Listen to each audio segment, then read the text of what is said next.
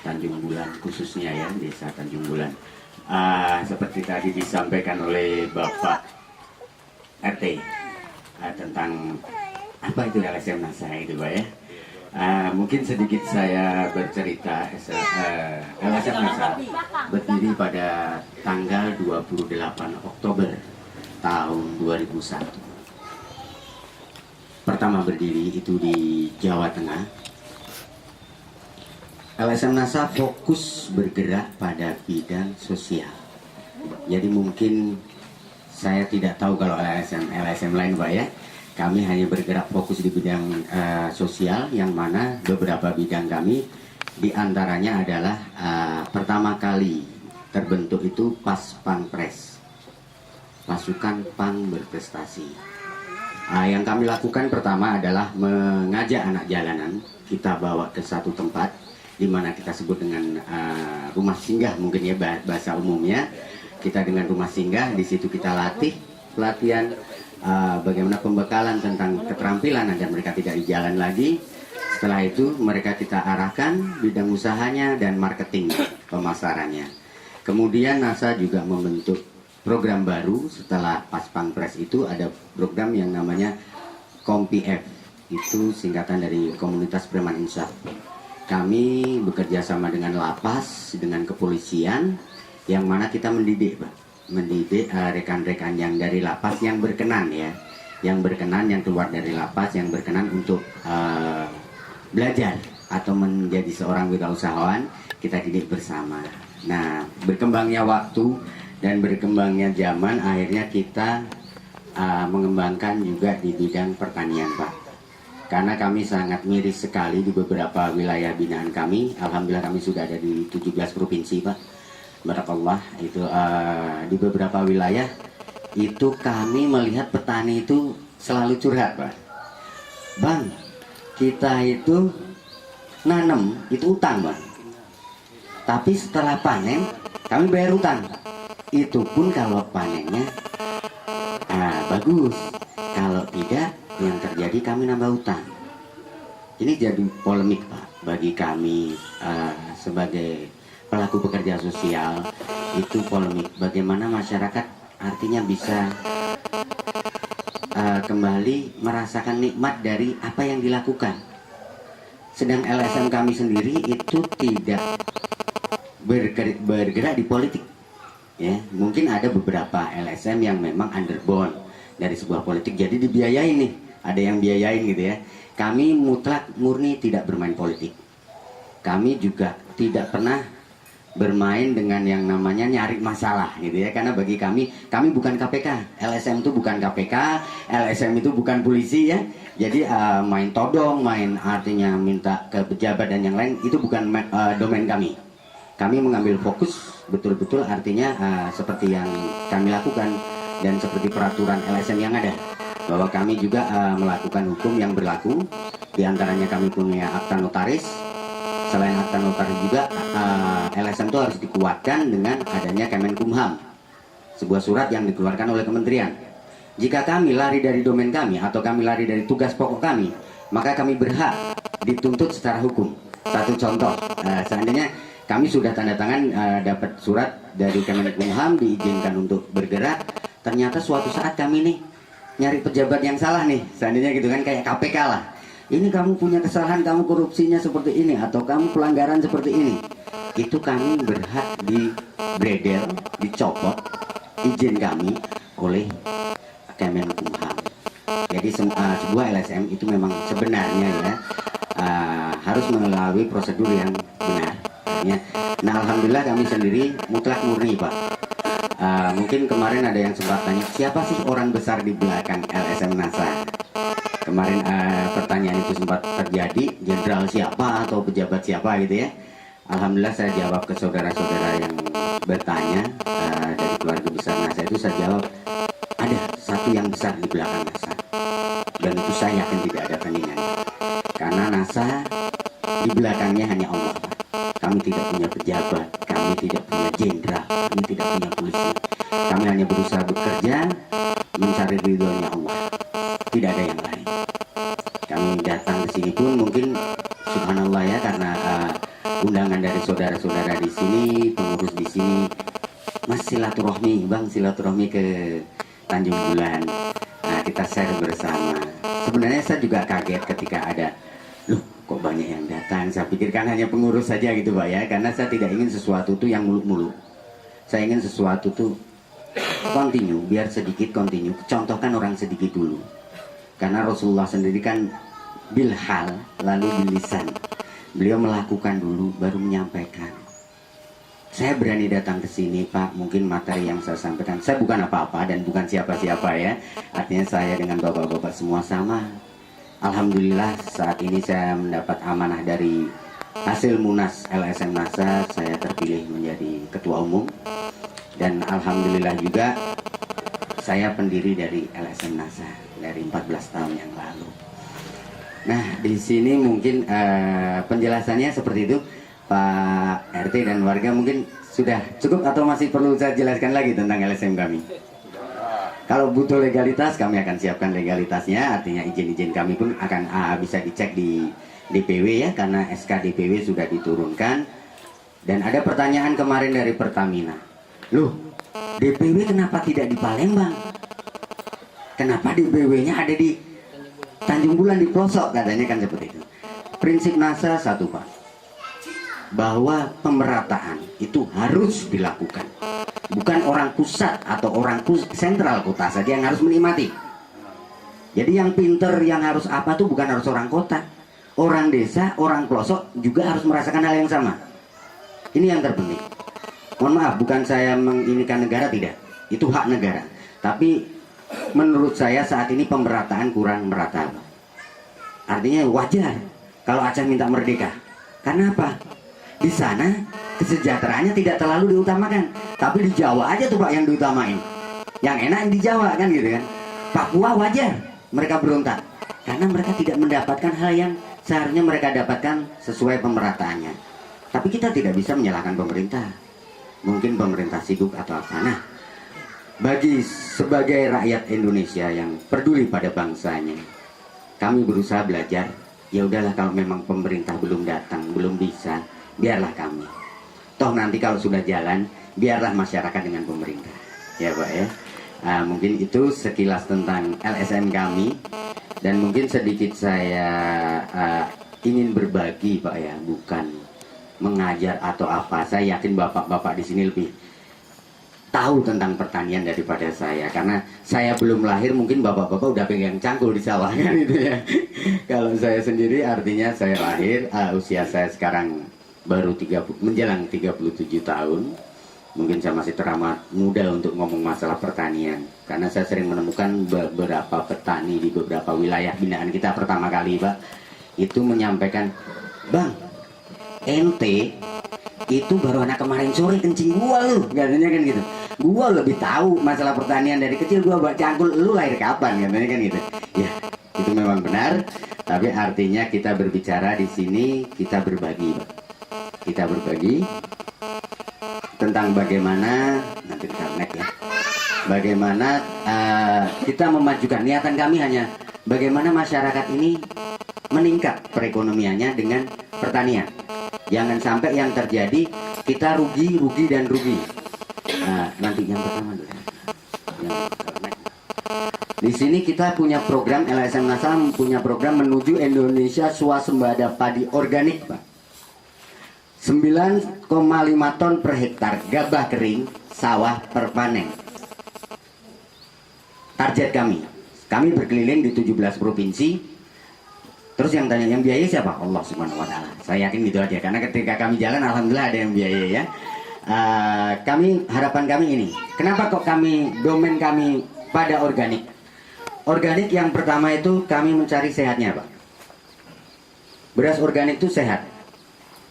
Unsur kimia yang terkandung pada tanaman, bila kita konsumsi terus-menerus, akan berdampak residu kimia atau tumpukan kimia yang ada pada tubuh.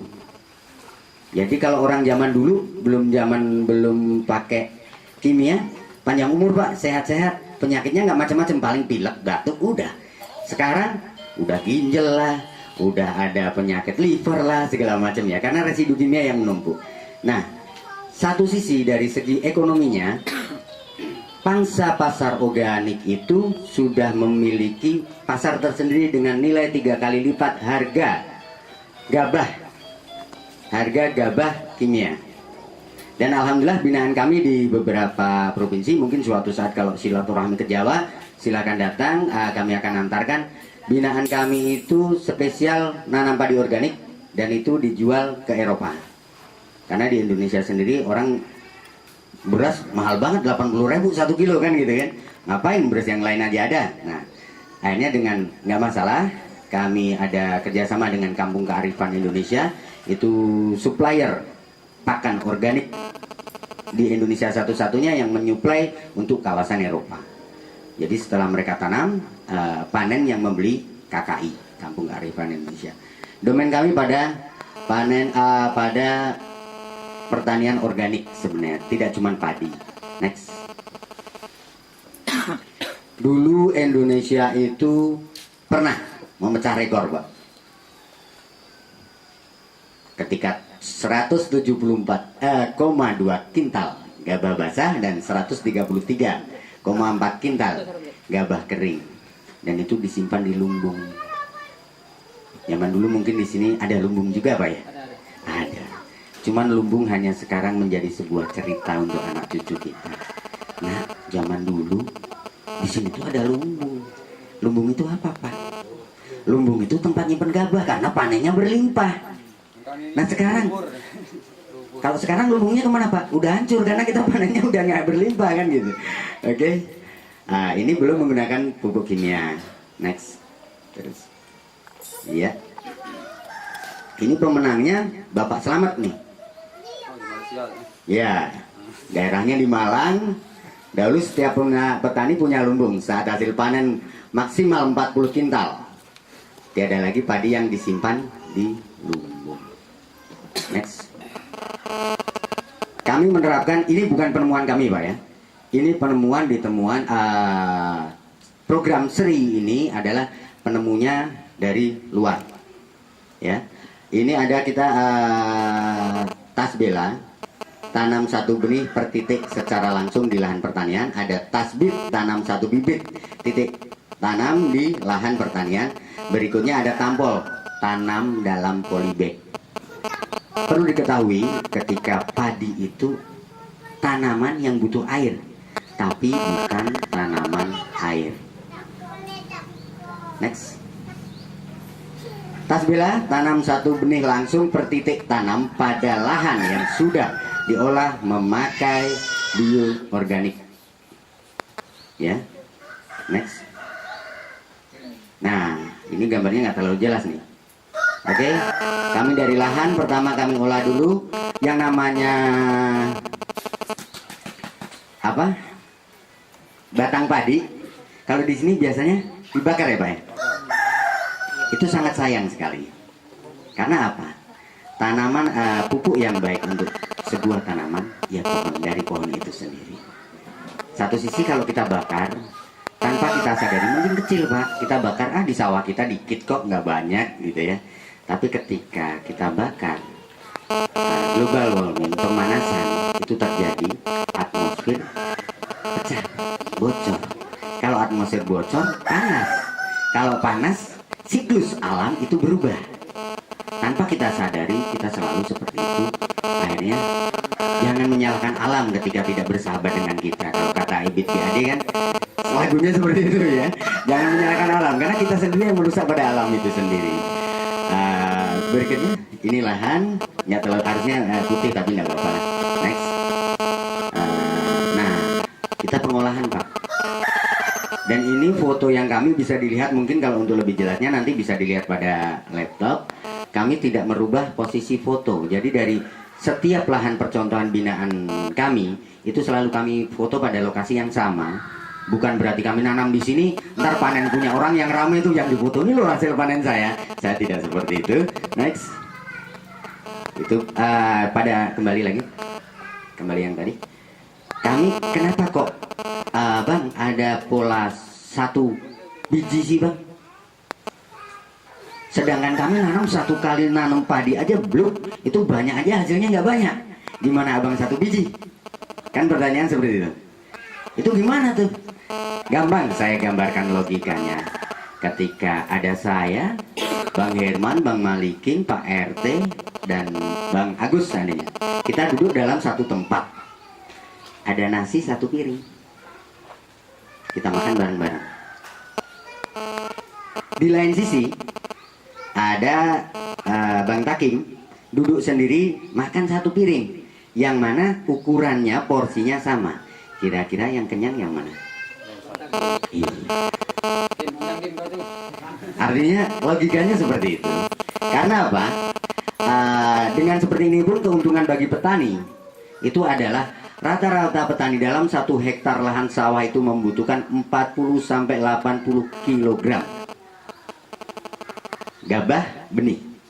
Tapi dengan dengan cara ini, metode ini, kita hanya membutuhkan per hektar itu ya lumayan banyak Pak, 4,8 kg. 4,8. Kalau menggunakan yang di sistem banyak sebar itu 40 sampai 80 kilo. Kira-kira dari tanam pertama saja petani sudah bisa menghemat uang enggak? Sudah ada penghematan. Oke, next. Tanam benih langsung. Jadi bijinya ini Allah. Bijinya ini ditanam langsung. Jadi taruh biji. Taruh bulir padinya. Oke. Ini kita sistem 30 30 30 50.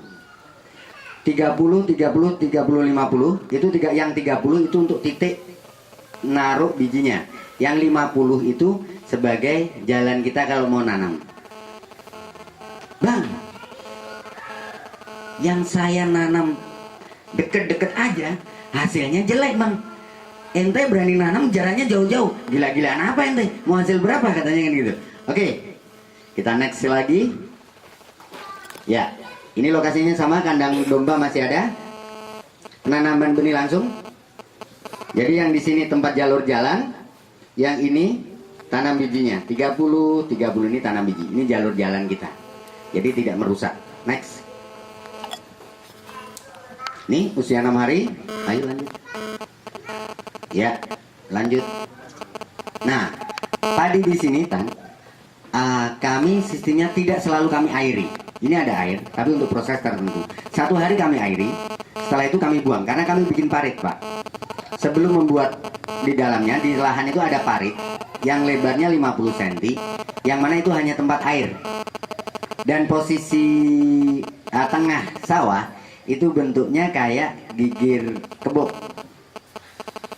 Pertanyaannya kenapa seperti itu? Pertama, benih itu biasanya musuh utama ketika kita tanam adalah keong. Keong itu binatang yang suka dengan air. Kalau kita penuhin semua air seperti ini, tidak kita bikin parit, yang terjadi keong jalan-jalan sini nih. Makan nih semuanya. Habis, belum apa-apa. Tapi dengan next, dengan kita bikin parit, nah dengan kita bikin parit itu dia tidak akan melompat ke tengah sawah, tapi hanya di parit itu aja ngumpul. Manfaatnya apa kalau kita punya bebek? Ya, kita bisa ambilin tuh di parit, nggak perlu nyari repot-repot ke tengah sawah kan? Ambilin aja, kasih makan ke bebek, jadi konsentrat. Bahan konsentrat salah satunya itu. Oke? Nah, ketika dia sudah mulai tumbuh lagi, ini yang terjadi. Ada gangnya. Oke, next. Ini jaraknya. Kenapa bentar next? Tahan. Di sini rumput kita biarkan. Kan harusnya langsung dibersihkan mas, biar rapi gitu. Pertanyaan saya gampang. Pernahkah kita mendengar, waduh, di mana nih Tanjung Bulan gagal panen? Kenapa Pak masalahnya? Gara-gara rumput. Ada nggak kira-kira Pak? Atau di daerah lain gagal panen gara-gara rumput, ada nggak? Nggak ada. Mungkin karena hama dan yang lain ya. Kenapa kok rumput pertanyaannya? Saya akan jawab. Rumput ini kita biarkan dulu. Artinya tidak langsung kita siangi. Karena rumput ini menjadi media pembantu untuk pembesaran. Di mana media pembantunya? Kita nggak tahu yang namanya hama itu di mana saja pasti ada. Pasti di sawah manapun. Sekarang di depan kita, logikanya lagi. Ya, saya gambarkan logikanya. Kenapa ada rumput di sekitar padi? Ketika di depan kita ada sate, ada gulai, ada tongseng, ada apa lagi ya? Makanan sini apa kira-kira? Ada lagi mbak-mbak. Kita ditaruh nih depan. Kira-kira kita makan selera nggak? Milih yang semau kita kan, selera kita kan. Tapi ketika sate saya singkirin nih, gulai saya singkirin, tongseng saya singkirin, mau tidak mau kita makan apa? Empek-empek. Yang namanya hama, entah itu belalang, entah apa, dia nggak milih kok saya harus makan padi. Emang ada? Belalang harus makan padi? Dia makannya daun. Jadi dia nggak mikir tuh mau daun apa aja, pokoknya daun dimakan. Tapi kalau di sekitar kita udah kita ambilin yang lain, yang kita sisain cuman padi doang, mau nggak mau belalang makan apa kira-kira Pak? Padi. Terus kalau rusak berarti yang salah belalang atau kita Pak? Salah bareng, belalangnya nyasar ke sini sih salahnya kan gitu kan? Salah bareng. Nah, ini kita nggak langsung siangi, tujuannya agar pertumbuhan kita mengurangi dampak kerusakan dan kerugian yang disebabkan oleh hama. Next. Di sini sudah mulai tumbuh. Yang bagus itu tanaman itu berbentuk tulang kipas. Padi itu yang bagus berbentuk tulang kipas. Next. Nah terus nggak usah terlalu banyak teori nanti repot. Oke, karena gambarnya nggak terlalu jelas juga. Nggak ada, maaf sebentar saya pangkas. Tidak ada yang warna putih ya Bang? Oh lagi diambil ya. Artinya oke, next. Tanaman padi duplikasi dengan anakan stop. Ciri tanaman padi yang sehat berbentuk seperti kerangka kipas. Oke. Nah, kerangka kipas bentuknya seperti nah ini. Mungkin agak jelas-jelas enggak ya? Enggak apa-apa, ini ada bentuknya. Bukan dia mengumpul jadi satu. Ketika dia tumbuh, pertama kali dia udah membentuk kerangka kipas. Itu yang baik. Oke, next. Nah, kenapa kok tadi ditanya? Kenapa sih satu biji? Yang banyak aja hasilnya banyak? Penelitian ini dilakukan, riset ini dilakukan bukan oleh LSM NASA. Ini oleh ahli pertanian. Gabungan antara ahli pertanian dari Swedia, Jerman, dan Swedia, Jerman, dan Jepang. Ini bibit pertama. Ketika kita tanam biji akan tumbuh satu daun. Maka berikutnya akan tumbuh lagi daun kedua. Daun kedua sendiri itu akan tumbuh lagi daun yang lain. Dan ini bakal malai. Malai itu mungkin, aduh saya harus pakai bahasa sini itu apa ya? Tangkainya. Ya. Nah berikutnya dia juga punya anakan berikutnya. Anakan kedua, anakan ketiga, anakan keempat. Yang mana di sini terlihat ada 12 anakan pada anakan pertama, anakan kedua ada 11, anakan ketiga 10, anakan berikutnya semakin menurun dan anakan terakhir berjumlah 4.